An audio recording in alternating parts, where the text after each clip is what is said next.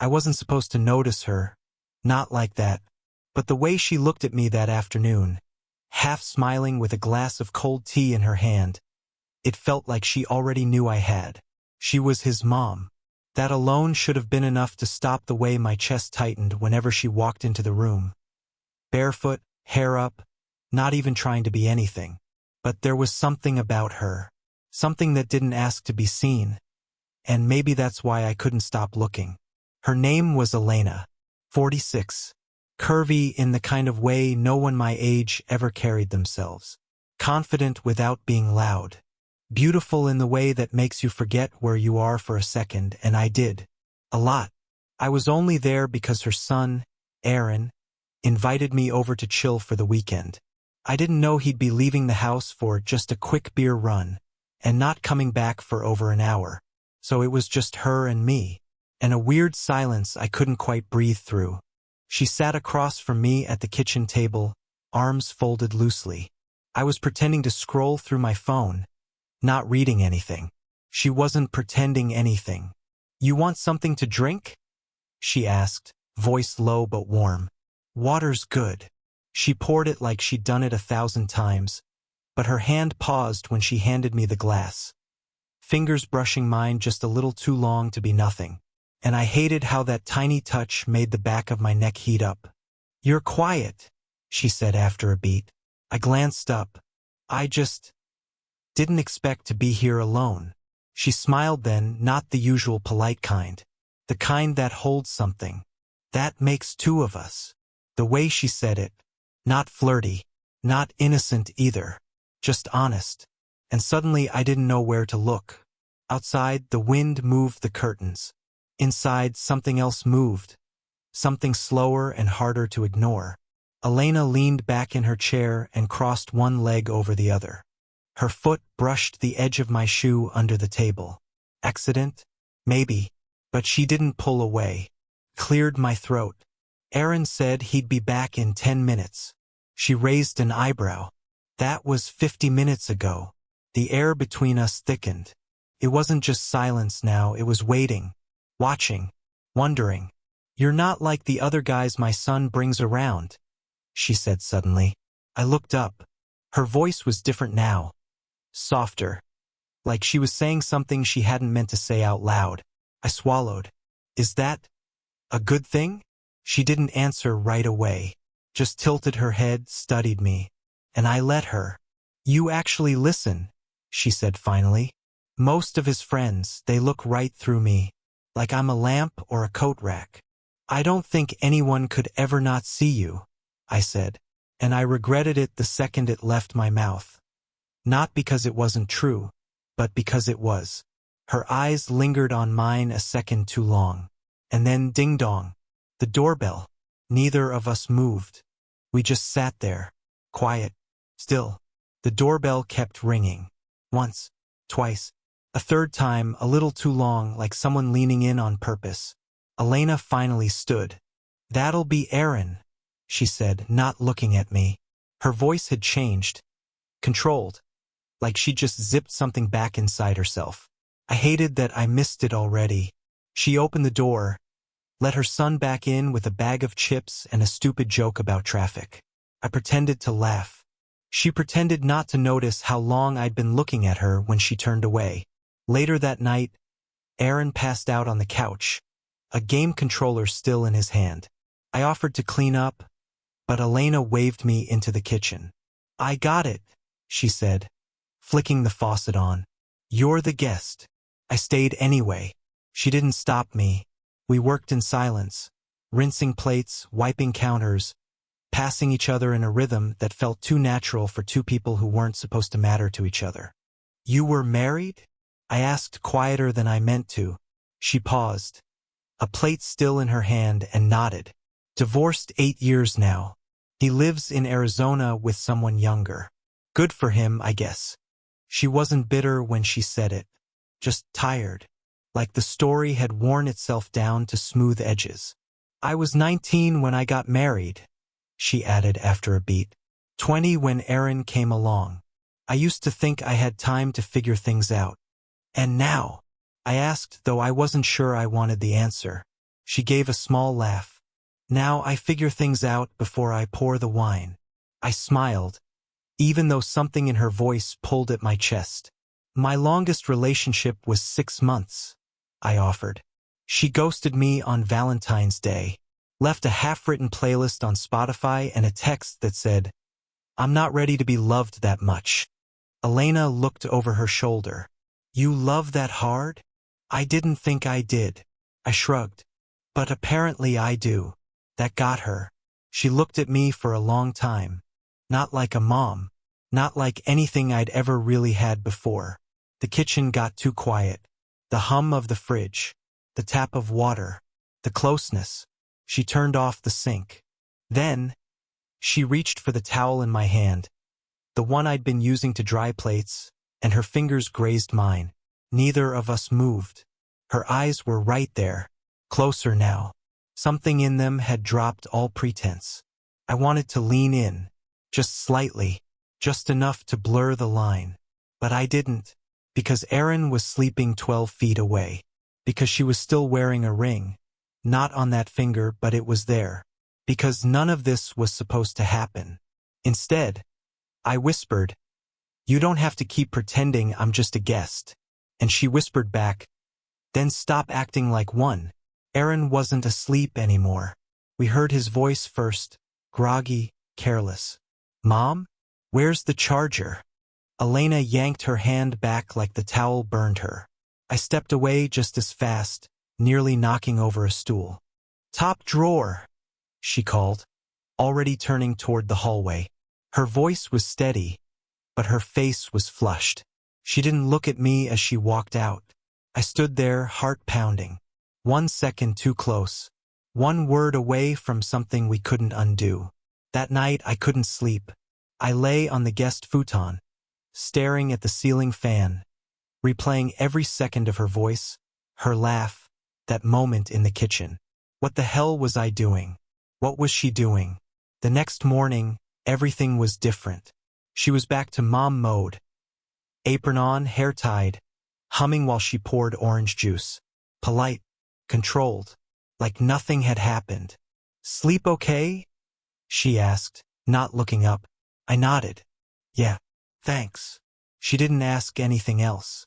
Erin crashed in a minute later, all energy and noise, flipping through the fridge and making a mess of the counter. "You guys good?" he asked, glancing between us, grinning. "You look like you had a deep conversation or something." Elena laughed, too quickly. "Just dishes." But Erin narrowed his eyes at me, playful, not suspicious. But still. "Hey, you didn't say anything weird to my mom, did you?" he teased, nudging me. I forced a smile. "Just thanked her for letting me crash here." "Good. 'Cause you're not my only friend she thinks is cute." Elena's hand froze mid-swipe on the countertop. Erin chuckled and walked off. Later that afternoon, I found her in the garden. She was trimming roses, not hearing me approach. "I didn't say anything," I said softly. "I wouldn't." She didn't look up. "I know." Silence. Then she said, "He notices things. Always has." I nodded. "So do I." She finally looked at me. We stood there in the sun, between rose bushes and silence, and I felt the pull again. Stronger now. The part of me that wanted to step closer, touch her arm, press my forehead to hers just to stop the ache building in my chest. She looked away. "This is stupid," she whispered. "I know. You're 21. I know. I know." My voice broke a little. She turned back toward the roses. "You should leave before this turns into something worse." But I didn't move. I just said, "Has anyone ever looked at you and not seen your age first?" She didn't answer, but her shoulders trembled slightly, and I saw her grip the clippers too tightly, knuckles white. We both knew it wasn't ending here. It was only getting harder to pretend. The door was already open when I got there. I wasn't supposed to be back for another week. Erin had told me his mom was going out of town, and we wouldn't be crashing at his place again until her retreat was over. But I forgot my jacket. The one Elena had folded neatly in the laundry room. The one I couldn't stop thinking about because it still smelled faintly like her. Jasmine and coffee and something warm I couldn't name. I stepped into the hallway and froze. Voices. Elena's. Another man's. Closer than I expected. Not angry. Not soft either. Tense. "I told you I didn't want you just showing up," she was saying. "Not anymore." Then the man's voice, low and tired. "You've been dodging my calls for a reason, Elena." I backed away, nearly knocking into a picture frame on the wall. Before I could slip out, the floor creaked. Her head turned. She saw me, and so did he. Tall, late 40s, graying at the sides, tan leather jacket. The kind of face that looks like it used to be charming but had been worn down by too many years of being forgiven. "Elena," I said, breath-catching. My jacket." She looked at me with something between panic and guilt. "This is David," she said. He's her ex-husband," he said smoothly. "Though apparently not so ex." I stared. Elena flinched. "That's not true." David crossed his arms. "Then explain why you've been answering my calls again. Why you said maybe we'd talk in person." "You said you were sober," she said quietly. "I am." "For how long, David?" No one spoke. The silence said everything. Later, in the driveway, I sat on the hood of my car, keys in hand, jacket forgotten. She came out 20 minutes later. The sun was setting, casting long shadows across the pavement. "He's not back in my life," she said before I could speak. "I didn't ask him to come." "But you were talking," I said. "He thought there was still a chance." "I wasn't promising anything." "Still." My voice cracked. "You told me this was something real." "I never said that." She winced, instantly regretting the words. I stood. "You didn't have to. I felt it." She stepped closer. "I felt it too." "Then why?" "Because I'm terrified." Her voice broke. "Because I don't get to mess up like this anymore. Because you deserve someone without all this baggage. Without a past that still shows up at her front door." "I don't want perfect," I said. "I want you." She looked at me like that made it worse. Then she said, "I need time. Okay? I need to figure out what I want before I hurt either of us more." I nodded slowly. Then I got in the car. She didn't stop me. She just stood there in the dusk. Arms crossed, heart guarded, eyes full. It had been 3 weeks. No texts, no calls, just silence thick enough to choke on. I tried to move on, even went on a date with someone from campus. But halfway through, when she laughed at something I said, all I could think was, Elena would have just smiled. Quiet, like it meant more. I told the girl I had a headache and left early. I didn't even lie well. That night, I drove by Elena's house. I didn't plan to stop, just wanted to see the light in the kitchen, maybe catch a glimpse of her silhouette. But the porch light was off, and my heart dropped. I pulled over anyway, sat there, engine running, telling myself don't do this, telling myself this is over, telling myself you were just a guest. And then the porch light flicked on. She opened the door like she'd been waiting. We stood in the doorway for a long time, not saying anything. Then she spoke. "I thought I made the right decision," she said, arms crossed, but not cold. "Cutting it off. Giving you space." I nodded. "You probably did. But I haven't slept right since." That got me. I looked at her, really looked, and she wasn't wearing armor tonight. No apron. No makeup. Just a woman who had stopped pretending to be fine. "I wanted to wait until I was sure," she whispered. "Until I could say the right thing. Say it now." She took a breath. "You make me feel like I matter again. Not as someone's mom. Not as someone's ex. Just me. And that scares the hell out of me." I stepped inside. "I'm scared too. I don't know how to do this," she said. "People will talk. Aaron, he'd never understand. I might lose him over this." "I'm not asking for a label," I said. I'm just asking for a chance.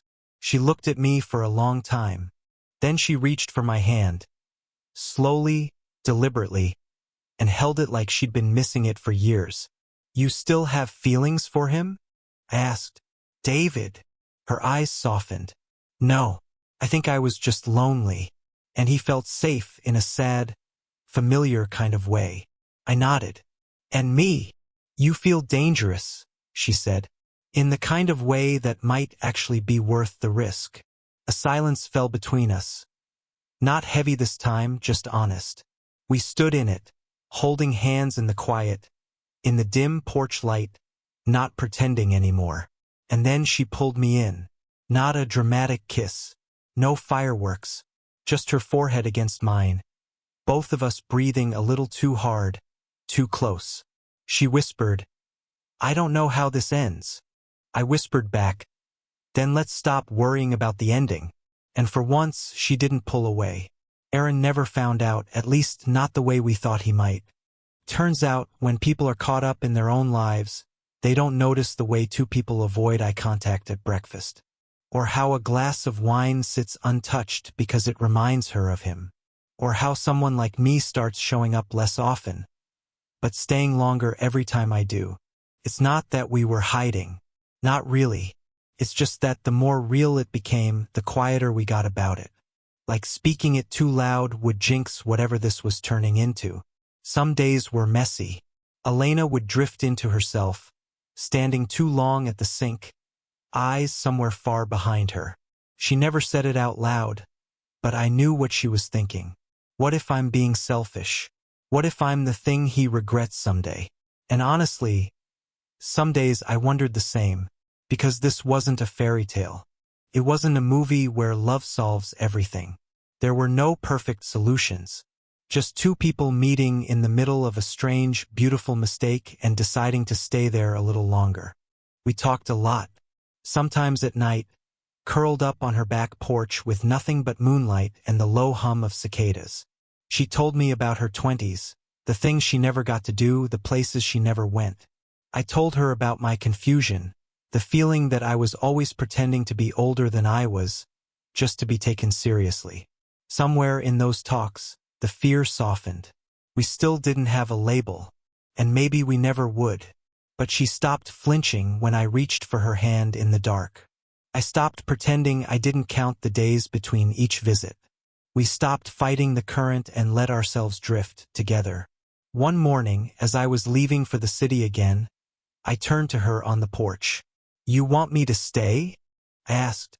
She didn't answer right away, just looked at me with tired eyes, not from lack of sleep, but from the weight of caring.